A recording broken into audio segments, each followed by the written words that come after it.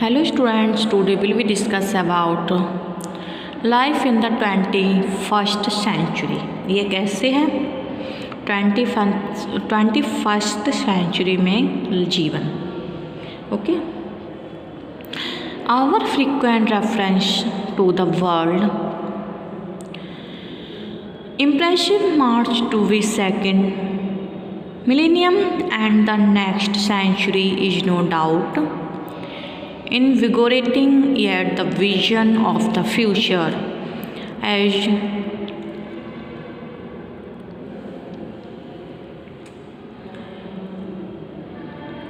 envisaged by people today is not a new thing.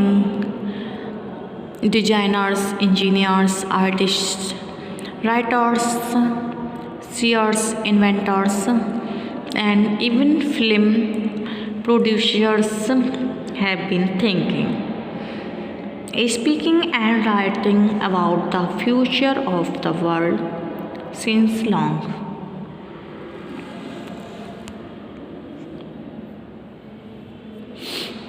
First time,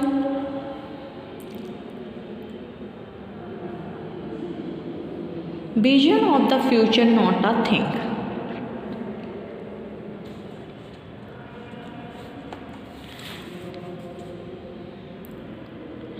La 2440 is the first French authentic book about the future of Earth.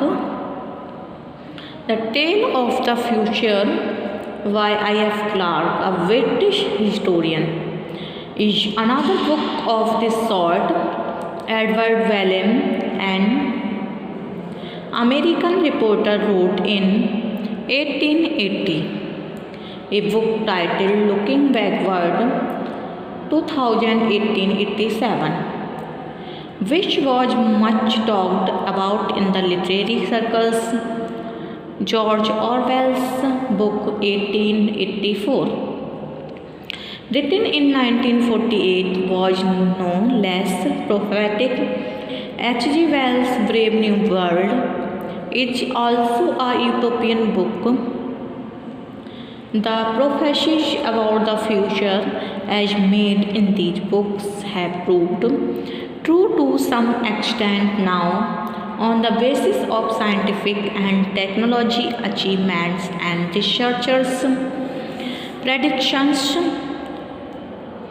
which may be relied upon can be made about the life to emerge in the 21st century. Okay.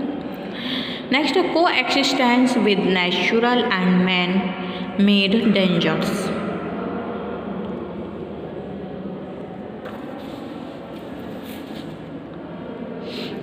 Human civilization is not going to survive unless man learns to live and let live others. It is an immutable fact that whether we like or not, we can either survive or perish only together.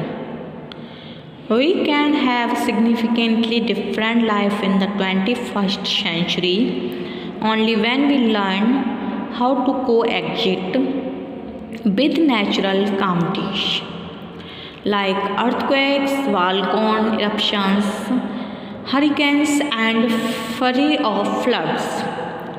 We can think of future as a time of great prosperity and happiness for everyone in case we can live together in peace with huge stockpiles of nuclear arsenals of our elbows.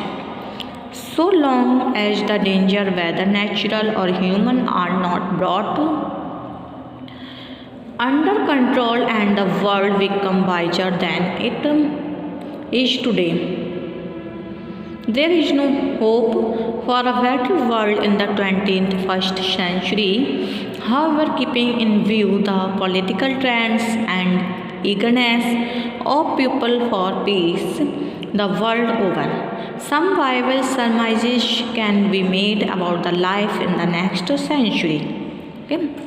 Next, rise of metropolitan cities. The human population as it is today would more than double itself by the second half century if not kept under sufficient check. The size of cities would swell up and new colonies worth accommodating several lakhs of people in each would be built up with such hard plastics and metals as may be immune from the attacks of fire, earthquakes, storms, and floods. Roads, streets, and cars would be also made of resistible plastics. Each colony would have an artificial sun to give light and energy round the clock. Next, transport and communications. Means of transport and communication would be faster and more efficient than they are today. Aeroplanes would be made of plastics and would be available to the masses like cars and kept in garages.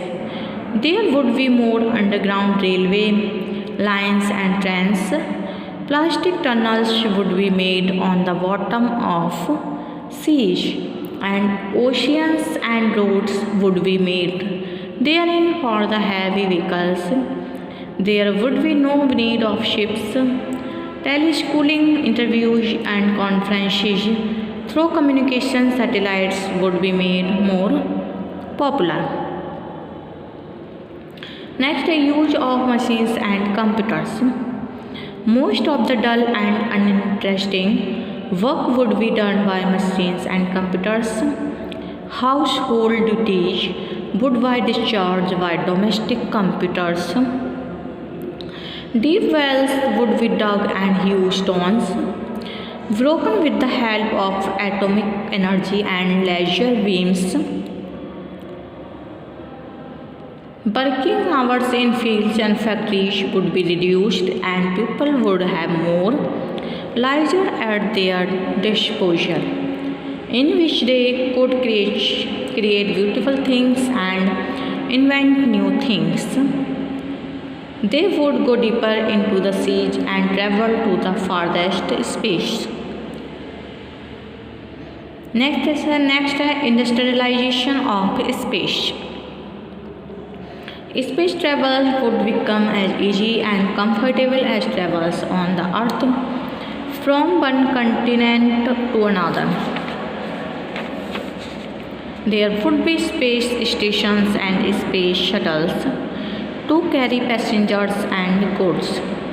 Colonies would be raised in space for human habitations. The moon and other planets would be industrialized and exploited for coal, gold, and other minerals. All these things would bring in a new era of prosperity and happiness of mankind.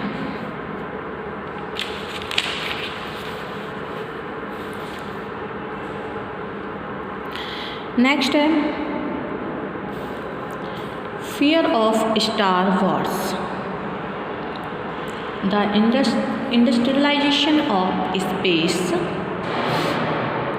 would result into its militarization. Wars in space would be fought in the same way as they are fought on the earth. Laser beams would be used to destroy intercontinental ballistic missiles and satellites.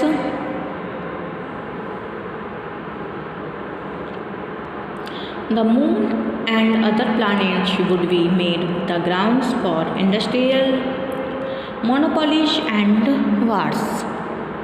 Okay. Next, a new world order. Before man is able to build up space colonies, he has to usher in a new world order in which justice, security, and equitable distribution of wealth are ensured for everyone.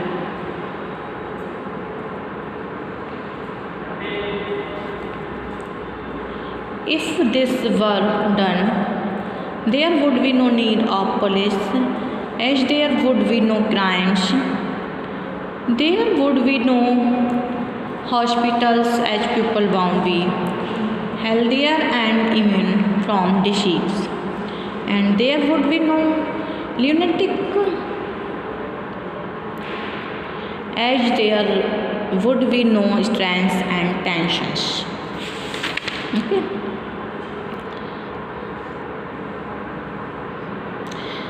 The human population as it is today would more than double itself by the second half of the next century if not kept under sufficient check. The size of cities would swell up and new colonies worth accommodating several lakhs of people in each would be built up with such hard plastics and metal as may be immune from the attacks of fire, earthquakes, storms, of floods. Roads, streets, and cars would be also made of resistible plastics. Each colony would have an artificial sun to give light and energy round the clock.